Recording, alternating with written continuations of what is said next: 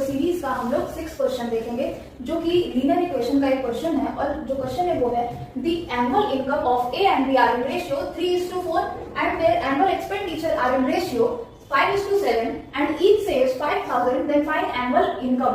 तो सबसे पहले हमें इनकम, एक्सपेंडिचर और जो सेविंग है इन पे हमें पता होना चाहिए कि इनकम का मतलब होता है हमारा जो सैलरी है, एक्सपेंडिचर जो हमारा खर्च होता है और सेविंग जो हम बचाते हैं। तो इनकम में से जब एक्सपेंडिचर को माइनस किया जाता है तो हमें सेविंग पता लगती है। तो हमें पर्टिकुलरली ए के लिए और बी के लिए इनकम और एक्सपेंडिचर अलग अलग लेट कर लेंगे। जब जो रेशियो के फॉर्म में पहले उसे अलग करेंगे तो annual income of A is 3x and annual income of B is 4x। अब जब ए को हम लोगों ने इनकम को x में लेट कर लिया है तो एक्सपेंडिचर को x में ना लेट करके अलग वेरिएबल ले लेंगे विच इज y।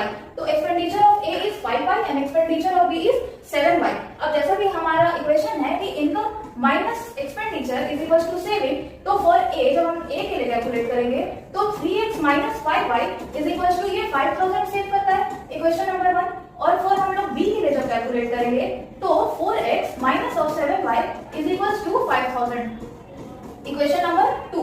अब दोनों इक्वेशन को जब सॉल्व करेंगे हम लोग एलिमिनेशन मेथड से तो कोफिशिएंट को सेम बनाना है। तो हमें इक्वेशन 1 into 4 करना होगा माइनस इक्वेशन नंबर 2 into 3। तो मल्टीप्लाई करने पे जो हमारा इक्वेशन आएगा वो आएगा 12x माइनस का 20y is equal to 20,000 and second में 12x माइनस ऑफ हमारा 21y is equal to 5 3 15,000। Sign opposite करने पर minus plus and minus cancel out हो जाएगा और जो y की वैल्यू आ जाएगी वो आ जाएगी 5,000। अब जब y का वैल्यू इक्वेशन नंबर 1 में पुट करेंगे तो x की वैल्यू निकल कर आएगी।